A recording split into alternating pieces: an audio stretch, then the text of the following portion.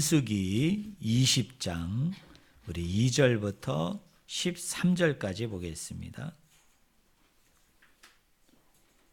민수기 20장 2절부터 우리 13절까지 봅니다. 제가 가지고 있는 구약성경은 구약성경 229쪽입니다. 229쪽 민수기 20장 2절부터 13절까지 봅니다.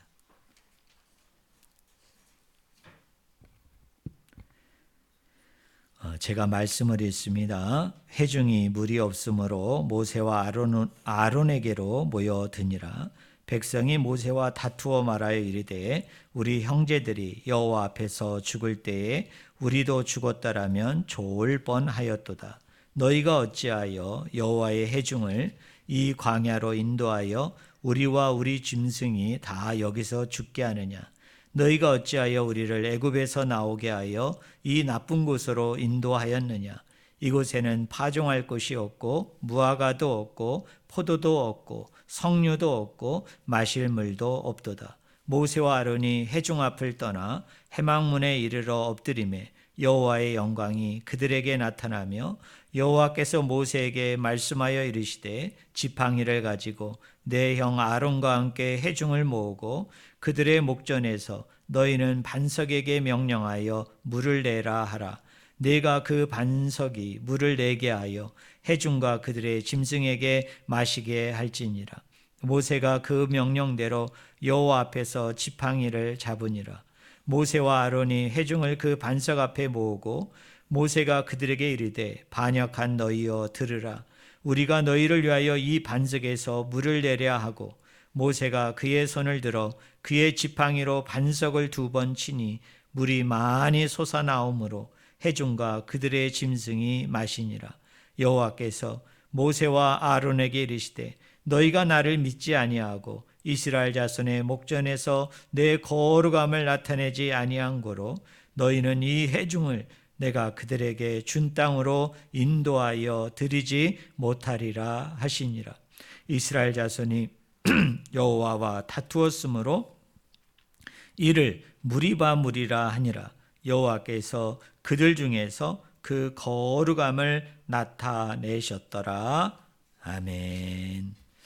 오늘 같이 읽은 본문 말씀을 가지고 쪼개진 반석이란 제목으로 같이 하나님의 말씀을 나누기를 원합니다.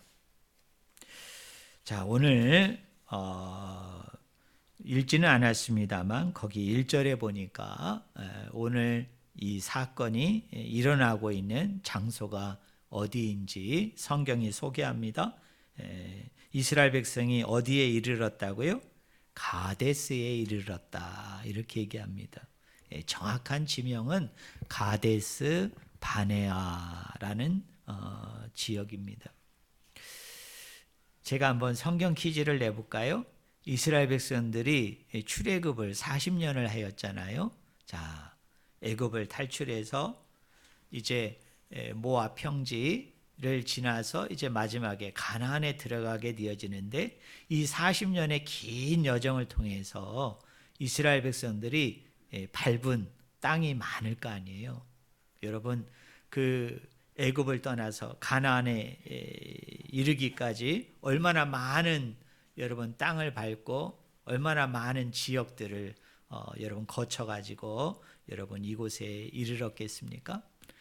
자, 지금도 마찬가지고 또 과거에도 마찬가지고 이스라엘 백성들이 이 출애굽의 기나긴 여정을 통해서 많은 지역들을 방문하게 되었는데 여러분 이 많은 지역 중에서 이스라엘 백성들이 절대로 기억하고 싶지 않은 여러분 떠올리고 싶지 않은 여러분 지역이 어디일까요?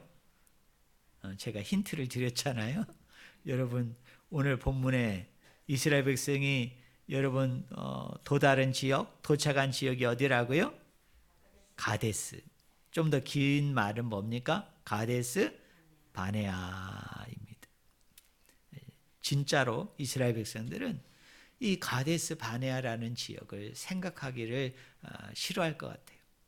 떠올리기를 싫어하고, 아마 많은 힘든 지역이 있었지만 특별히 이 가데스 바네아 지역은 생각하기 싫을 정도로, 떠올리기 싫을 정도로 그런 지역이었습니다.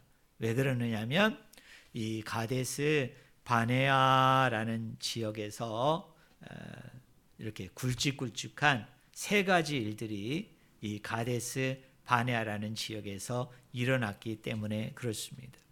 자, 오늘 본문 말씀과 관련해서는 두 가지를 이야기하고요. 또 우리가 민수기 말씀을 보면은 이 가데스 바네아라는 지역에서 생각하기 싫은 끔찍한 또 하나의 사건이 발생하게 되어집니다. 자, 오늘 20장 1절에 보니까 이 가데스에 이르렀을 때 거기서 누가 죽습니까? 미리암이라는 사람이 죽습니다. 여러분, 이 미리암이라는 사람은 모세와 무슨 관계이죠? 모세의 누이였습니다. 그리고 누이면서 정말 모세에게 있어서는 없어서는 안 되는 아주 큰 동역자이었습니다. 그런데 이 가데스 바네아 지역에 도착했을 때 미리암이 죽어요. 그리고 우리가 읽지는 않았습니다만 민수기 20장 28절에 보면은 자기의 또 형이었던 아론도 이 가데스 바네아 지역을 거치고 난 후에 곧바로 다른 곳에서 이 아론도 죽습니다. 이 아론도 형이면서도 어떤 의미에서는 모세의 오른팔이라고 할 수 있을까요? 아니면 왼팔이라고 할 수 있을 정도로 이 출애굽하는 과정 속에서 모세를 옆에서 이렇게 지지해주고 협력해주고 여러 가지로 정말 힘이 되어줬던, 물론 아론이 이제 문제를 일으켰던 여러 가지 사건들도 있지만 그래도 모세에게 있어서는 큰 위안이 되고 힘이 됐던 그런 동역자였습니다. 자, 우리 성도님들 보세요. 그의 누이였던 미리암도 죽었어요. 그리고 그는 동역자라고 그랬습니다. 자, 그의 형이었던 아론도 죽었는데 아론도 그의 사랑하는 동역자였습니다. 자, 미리암이 죽었다, 아론이 죽었다라는 이야기는 이 성경을 읽는 독자로 하여금 무엇을 이렇게 깨닫게 할까요? 무엇을 알려주려고 하는 것일까요? 자, 미리암과 아론은 뭐를 대표하는 사람이었을까요? 이스라엘 백성이 애굽에서 탈출한 출애굽 1세대를 대표하는 사람들이었습니다. 결국 그들이 죽었다는 이야기는 잠정적으로 뭐죠? 가나안에 출애굽 1세대가 들어간다, 들어가지 못한다? 들어가지 못한다는 거예요. 여러분, 출애굽 1세대들은 가나안 땅에서 거의 다 죽었습니다. 우리가 잘 알고 있는 것처럼 갈렙과 여호수아를 제외한 모세를 포함해서 출애굽 1세대들은 가나안 땅에서 다 죽습니다. 근데 이 죽은 사람을 언제 어떻게 죽었는지 다 소개할 수 없잖아요. 그러니까 모세의 죽음도 언급을 하지만 대표적인 출애굽 1세대의 모세의 동역자의 양기둥이라고 할 수 있는 미리암의 죽음을 얘기해주고 아론의 죽음을 이야기하면서 이 출애굽 1세대들은 가나안에 들어가지 못하고 광야에서, 사막에서 다 죽게 된다는 것을 보여주기 위해서 이 두 사람의 죽음을 특별하게 소개해주고 있는 것을 우리가 알 수 있습니다. 이것이 가데스 바네아라는 지역에서 있었던 일이에요. 출애굽 1세대가 그 지역에 이르러서 거의 다 하나 둘 죽기 시작했다는 거죠. 자, 두 번째로는 가데스 바네아에서 어떤 일이 있었느냐면 우리가 너무나 잘 아는 사건이죠. 12 정탐꾼을 어떻게 합니까? 가나안에 보낸 곳이 이 가데스 바네아입니다.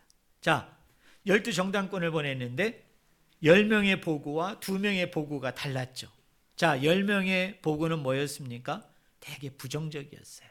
그런데 여호수아와 갈렙이라는 이 두 사람은 그 가나안 땅을 향한 하나님의 마음과 또 하나님의 생각과 일찍이 자신의 조상들을 통해서 하나님의 가나안 땅을 유업으로 주실 것을 약속하셨기 때문에 비록 그들이 강성하고 강대하고 또 전쟁으로 친다면 도무지 그들과 싸워서 이긴다는 것이 불가능하게 보이는 그런 백성이랄지라도 하나님이 우리를 대신하여 앞서서 싸우실 것을 그들은 내다보았기 때문에 긍정적인 보고를 하게 되어집니다.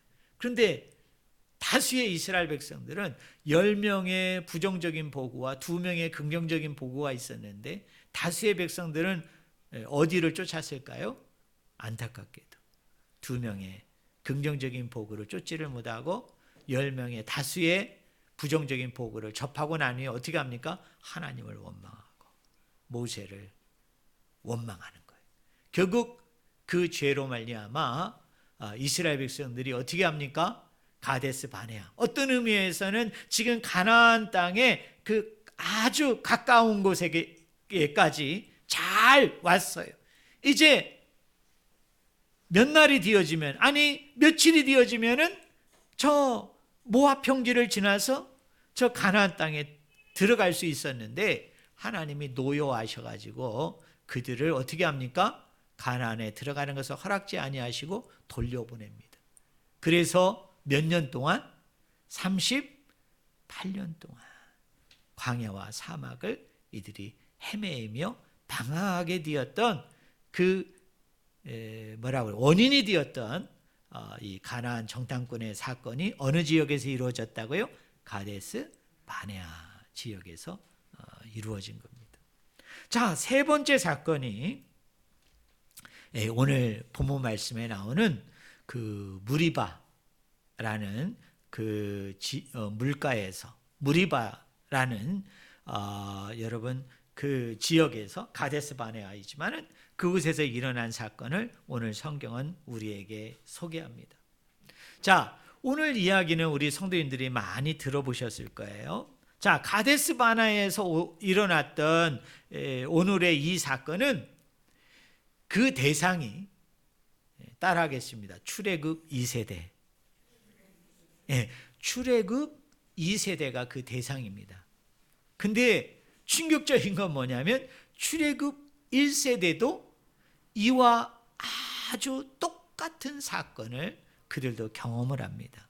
그들도 여러분 체험을 합니다. 출애굽기 17장 1절부터 3절에 보면은 그들이 시내산으로 가는 그 여정의 길목 가운데 그들이 물이 떨어졌어요. 그러니까 어떻게 합니까? 하나님을 원망합니다. 모세를 원망합니다. 그러니까 모세가 이제 하나님 앞에 가서 뭐예요? 중보기도를 하죠. 그랬을 때 하나님이 모세에게 명령하지 않습니까? 반석을 어떻게 하라? 내리치라. 그래서 모세가 순종하는 마음으로 반석을 내리칠 때 그곳에서 어떻게 돼요? 생수가 나오는, 그리고 물이 나오는. 그래서 이스라엘 백성들이 그 물을 공급받게 되어지는 그 사건이 어디에 나오냐면 출애굽기 17장에 쭉 나옵니다. 그런데 오늘 민수기 20장은 놀라웠게도 그와 똑같은 일이 일어나게 되는 거예요. 자, 이스라엘 백성들이 가데스 바네아 지역에 도착을 하게 되어집니다. 그리고 이 사람들이 여기서도 물이 떨어진 거예요. 마실 물이 없는 거예요. 여러분 한번 생각을 해봐요. 광야에서, 사막에서 물이 없다. 여러분 살 수 있을까요? 죽을까요? 살 수가 없죠. 그래서 자기들이 이제 죽게 되어지자 이 사람들이 어떻게 합니까? 모세와 아론에게 모여와가지고 이제 서로 다투게 됩니다. 민수기 20장 3절과 5절을 보세요. 제가 말씀을 읽어드릴게요. 백성이 모세와 다투어 말하여 이르되 우리 형제들이 여호와 앞에서 죽을 때에 우리도 죽었더라면 좋을 뻔하였도다. 너희가 어찌하여 여호와의 회중을 이 광야로 인도하여 우리와 우리 짐승이 다 여기서 죽게 하느냐? 너희가 어찌하여 우리를 애굽에서 나오게 하여 이 나쁜 곳으로 인도하였느냐? 이곳에는 파종할 것이 없고 무화과도 없고 포도도 없고 석류도 없고 마실 물도 없도다. 이라고 이렇게 어떻게 해요? 원망하고 불평을 합니다. 모세를 막 공격하는 거죠. 그리고 막 서로 다툼과 여러분 싸움이 일어나는 거예요. 참 아이러니한 거는요, 똑같은 사건이 대상이 다르게 나타난 거예요. 출애굽기 17장에서는 여러분 이와 똑같은 사건이 누구를 대상으로 일어났고요? 출애굽 1세대를 대상으로 일어났고, 여러분 민수기 20장은 똑같은 배경과 똑같은 사건인데 이번에는 대상이 바뀌어요. 누가 주 대상입니까? 출애굽 2세대가 대상입니다. 자, 우리 한번 생각해 봅시다.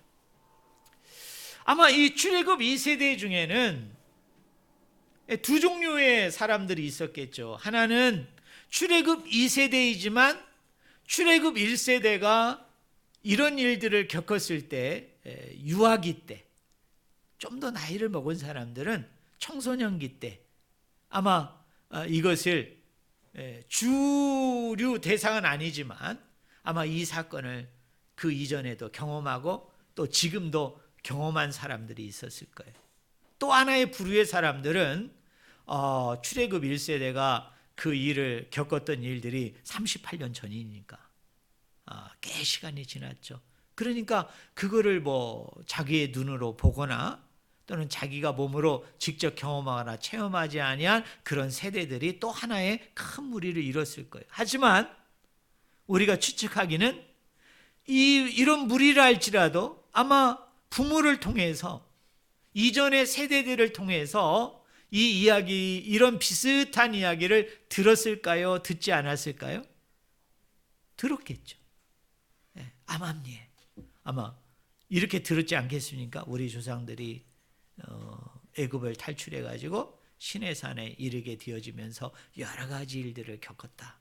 근데 그 중에 하나가 뭐냐면 물이 없을 때 우리가 너무 무지하고 부족해서 불신앙이어서 우리가 모세를 원망하고 하나님을 원망했는데 모세라는 탁월한 지도자가 우리를 위해서 중보기도를 했는데 하나님이 모세에게 기도 응답을 주었다. 뭐해요? 반석을 뭐하라? 내리치라.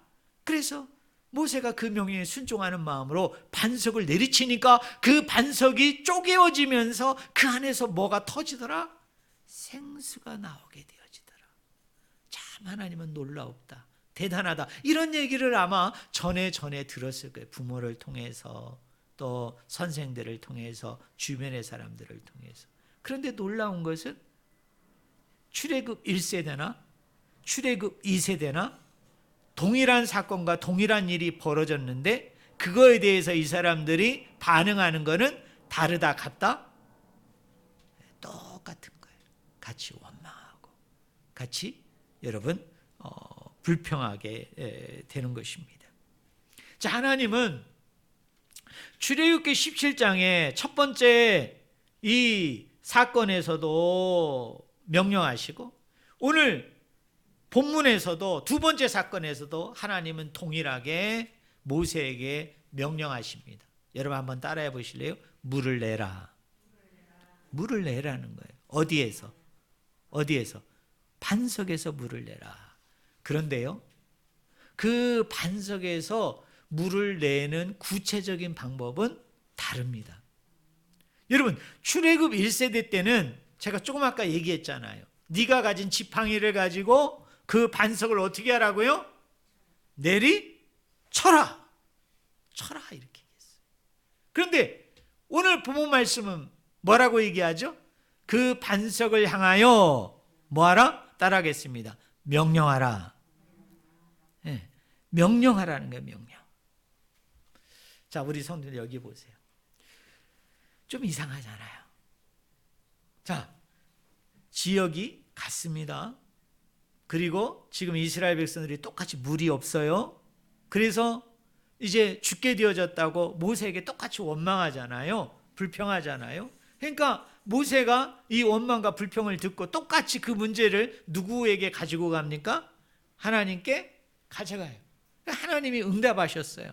그래서 뭐라고 하냐면 반석에서 물을 내서 네가 이 백성들을 먹이었으면 좋겠다. 똑같은 얘기잖아요. 그죠? 그 원망과 불평도요. 출애굽기 17장과 민수기 20장을 여러분이 양쪽을 펼쳐놓고 왔다 갔다 해서 읽어보시면 그 원망의 내용이 비슷합니다. 그런데 방법이 달라요. 방법이. 하나는 반석을 뭐하라? 내리치라. 하나는 그 반석을 향하여 뭐하라? 명령하라고 그랬어요. 근데요, 문제는 어디서 나옵니까? 첫 번째 사건에서 안 나오고 두 번째 사건에서 문제가 더 커집니다. 자, 모세가 하나님의 응답을 받았어요. 이번엔 반석을 치지 말고 모세야, 반석을 향해서 명령하라. 그랬는데 모세가 하나님의 응답을 가지고 와가지고 이 이스라엘 백성을 보니까 갑자기 뭐가 나요? 화가 치밀어 오르는 거야. 모세 입장에서. 왜 그럴까요? 저번에 한번 반석에서 물을 내줬잖아요. 하나님이. 그리고 물을 먹여주셨잖아요. 근데 지금 똑같은 지역이야. 그것도. 물론 대상은 약간 달라요. 하지만 두 부류가 있다 그랬죠. 일부는 그래도 청소년기 어렸을 때 그 사건을 경험한 사람들이고, 경험하지 못한 사람들도 자기 조상들을 통해서, 선진들을 통해서, 부모를 통해서 들었던 사람들인데, 이번에는요 그 원망하고 불평하는 것도요 그 이전보다 좀 강도가 세졌어요. 더 거세게. 뭐라고 얘기하면 다퉜다고 얘기하거든요. 말이 다퉜다는 거지, 이 문제를 가지고 여러분 백성들 사이에 싸움이 일어나고, 그 다음에 모세와 아론을 향해서 뭐예요? 싸움을 걸어올 정도로 백성이 상당히 격앙되어 있었던 거예요. 그러니까 모세가 갑자기 화가 나가지고 어떻게 하죠? 그 반석을 어떻게 합니까? 가리키면서 명령해야 되는데 어떻게 해요? 한 번 치고 그 다음에 또 한 번 어떻게 합니까? 그 반석을 내리칩니다. 그때 하나님은 20장 12절을 보세요. 우리 12절 한번 같이 읽어봅시다. 자, 하나님은 뭐라고 평가하시냐면 그 행동에 대해서 같이 읽겠습니다. 같이 읽습니다. 여호와께서 모세와 아론에게 이르시되 너희가 나를 믿지 아니하고 이스라엘 자손의 목전에서 내 거룩함을 나타내지 아니한 고로 너희는 이 회중을 내가 그들에게 준 땅으로 인도하여 드리지 못하리라 하시니라. 자, 여기 보세요. 자, 모세가 그렇게 행동을 하니까 하나님께서 모세와 아론에게 뭐라고 얘기하느냐면 두 가지를 얘기합니다. 따라하겠습니다. 너는 나를 믿지 않는구나. 불신이에요, 불신. 그 다음에 또 하나는 뭐죠? 하나님의 거룩함을 드러내지 않았다. 나타내지 않았다. 고로 이스라엘 백성들 뿐만 아니라 너도 어디에 들어가지 못한다? 가나안에 들어가지 못한다. 가나안 땅으로 네가 들어갈 수 없다. 이렇게 얘기했어요. 그러면 여러분, 우리는 여기서 질문해야 돼요. 그냥 이걸 이렇게 표면적으로 이해하면 안 돼요. 자, 두 가지입니다. 우리 성도님들이 한번 생각해 봐요. 왜 하나님께서는 첫 번째 사건에서는 치라고 얘기하고 두 번째 사건에서는 왜 가리키면서 명령하라고 하셨는가? 왜 다른가? 똑같은 반석인데, 똑같이 물을 내는 사건인데, 한 번은 내리치라고 그랬고 한 번은 가리켜 명령하라고 그랬는데 모세가 불순종해가지고 그 이전에 했던 것이 있잖아요. 그러니까 그냥 두 번이나 내리쳤단 말이에요. 그 다음에 두 번째로는 모세가 그 행동을 하고 난 이후에 하나님의 말씀 중에 이거는 이해가 될 수 있어요. 거룩함을 드러내지 못했다. 거룩함을 나타내지 못했다. 네가 왜 분노하느냐? 네가 왜 화를 내느냐? 분노하고 화를 내야 되는 건 난데, 네가 그 명령을 수행하는 자로서, 그 명령에 복종하는 자로서 네가 내 자리를 대신해서 네가 왜 화를 내고 네가 왜 분노하고 네가 왜 역정을 내을 통해서 나의 거룩함을, 나의 의로움을 드러내지 못했느냐? 이거는 해결이 돼요. 그런데 첫 번째 뭐죠? 네가 나를 믿지 않았다는 거예요. 그럼 모세가 뭘 안 믿은 걸까요? 뭘 안 믿은 걸까요? 우리 생각에는 그래, 명령하여 가리키면은 물이 안 나올 것 같아. 하나님은 그렇게 명령했죠. 왜요? 이전에 내가 내리쳤잖아. 그랬을 때 반석이 쪼개지면서 그때 물이 나왔잖아. 아니야. 그냥 예전에 내가 했던 방법대로, 예전에 내가 한번 성공했던 방법대로, 그래 얘라 모르겠다. 한 번도 아니라 뭐예요? 불신앙이기 때문에 2번까지 내리셨다. 여러분, 이런 뜻일까요? 하나님이 그걸 얘기하시는 걸까요? 아니에요. 너무나도 고맙게도요, 신약의 우리 사도 바울 선생님이 우리에게 이거에 대한 궁금증을 확 해결해 줍니다. 여러분, 고린도전서 10장 1절부터 14절의 말씀에 보면은 이 사건을 가지고 그 사도 바울 선생이 이런 이야기를 합니다. 자, 핵심만 얘기할게요. 여러분 따라해 보실래요? 반석은 그리스도라. 반석이 누구라고요? 그리스도이다. 그 가데스 바네아 지역에서 한 번은 그 반석을 쳤고 한 번은 그 반석을 가리켜 명령하라고 그랬는데 그 반석이 누구라고요? 그리스도이시다. 그리스도가 누굽니까? 예수님이죠. 예수님이 누구십니까? 하나님 자신이에요. 반석이 뭐라고요? 하나님이십니다. 하나님 자신이십니다. 고린도전서 10장 4절 제가 한 절만 읽어드릴게요. 여러분 들어보세요. 다 같은 신령한 음료를 마셨으니 이는 그들을 따르는 신령한 반석으로부터 마셨음에 그 반석은 뭐이시라? 그리스도이시라. 이렇게 얘기합니다.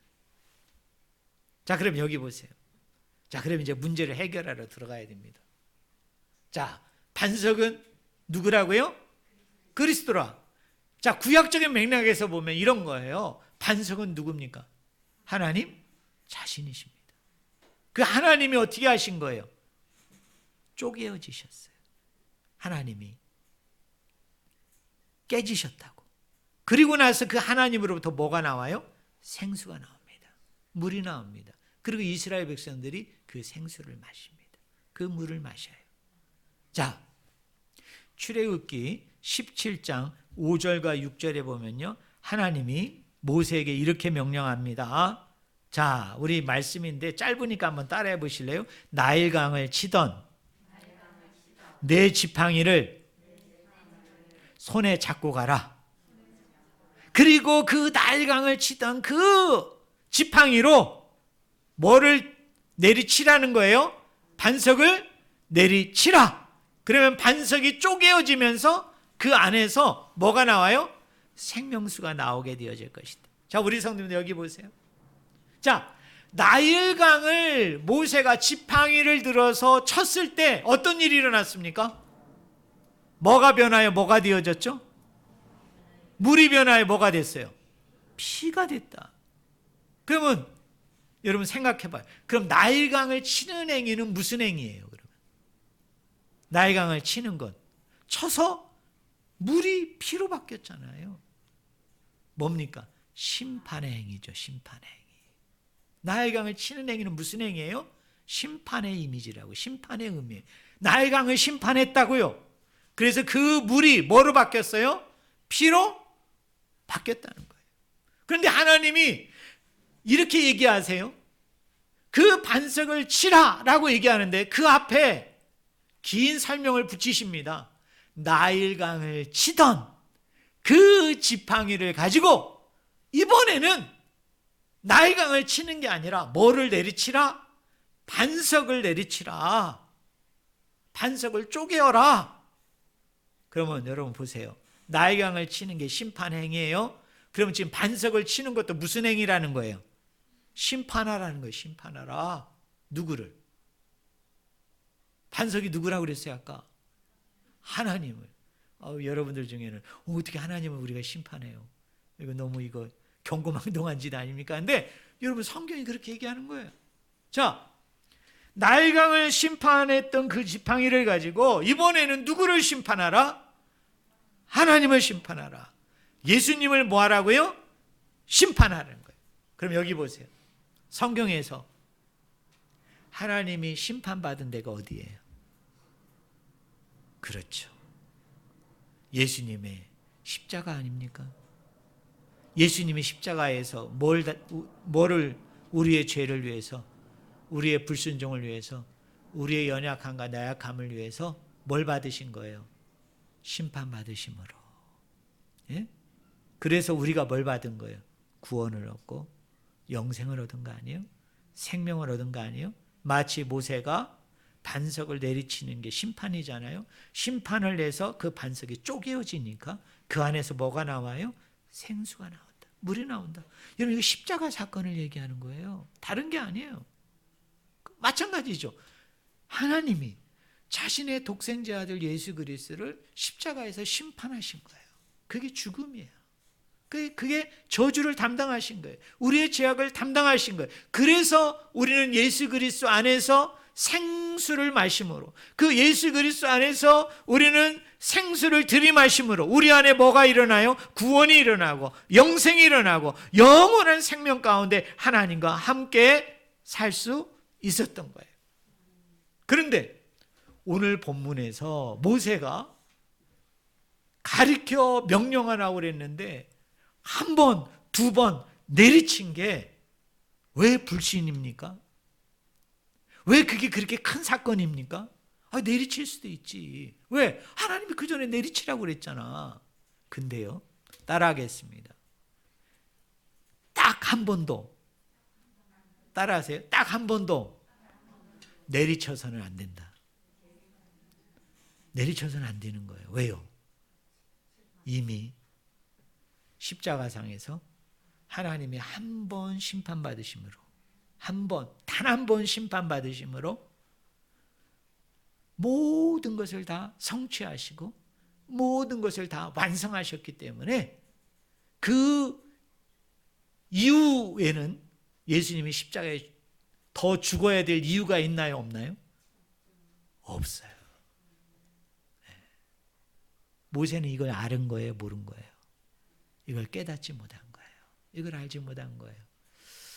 우리 하나님도 시원하게 얘기해 주고서 절대 내리치지 마. 이거는 내가 심판받은 거야. 그리고 나는 단 한 번의 심판으로 이 모든 것을 다 완성하고 성취했기 때문에 더 이상 내가 심판받을 이유가 없어. 내가 다시 십자가에 죽을 이유가 없어. 너희들은 단지 믿음으로 고백하기만 하면 그 이전에 있었던 십자가의 은혜가 너한테 전가되어져서 너도 똑같이 영생을 얻는 거야. 생명수를 얻는 거야. 그러니까 절대 내리치지 마. 그리고 가르쳐. 이렇게 얘기해야 되는데 우리 하나님이 조금 짓궂으세요. 그래서 모세에게 뭐라고 얘기하느냐 하면 이번에는 절대로 내리치지 말고 명령하라는 거예요. 왜? 하나님은 한 번 심판받으심으로 십자가에 죽으심으로 이 모든 것을 성취하고 이 모든 것을 완성했다는 거예요. 사랑하는 성도 여러분, 모세가 이 가운데 속에서 하나님이 보시기에 불신했다는 이야기는 결국 이 불신은, 이 믿음은 뭐와 관련이 있습니까? 따라하겠습니다. 깨달음. 제가 얘기했죠. 여러분 신약성경을 가지고 제가 마가복음을 가지고 이야기할 때 마가복음에서 이야기하는 믿음이라는 게 뭔가라고 얘기할 때 그 믿음의 정의의 핵심이 뭡니까? 그리스도를 아는 거예요. 여러분 그리스도를 깨닫는 거예요. 그것이 바로 여러분 믿음이에요. 그리고 그 알미 뭡니까? 결국은 우리의 삶 속에서 그 암대로, 그 깨달은 대로 그대로 살아내는 거예요. 그것이 바로 믿음의 사람, 순종의 사람인 거예요. 오늘 모세도 마찬가지입니다. 여러분 12절 말씀에 너희가 나를 믿지 아니하고, 여기서 믿는다는 것이 뭡니까? 하나님이 한 번 심판받으심으로 그 십자가의 죽으심을 통해서 모든 것을 성취하고 완성하시고 이루셨다는 것을 온전히 깨닫는 거예요. 온전히 아는 거예요. 그리고 그 가운데 속에서 내가 믿음을 가지고 반응함을 통해서 어떻게 합니까? 순종하는 거예요. 그런데 그것까지 나아가지 못한 그 모세를 보면서 하나님은 뭐라고 얘기하느냐 하면 믿지 아니했다. 결국 그 믿지 아니한 그 불신으로 말미암아 그가 가나안에 들어가지 못한. 가나안에 입성하지 못하는 결과를 낳게 되어졌다라고 말합니다. 사랑하는 성도 여러분, 결론적으로 말합니다.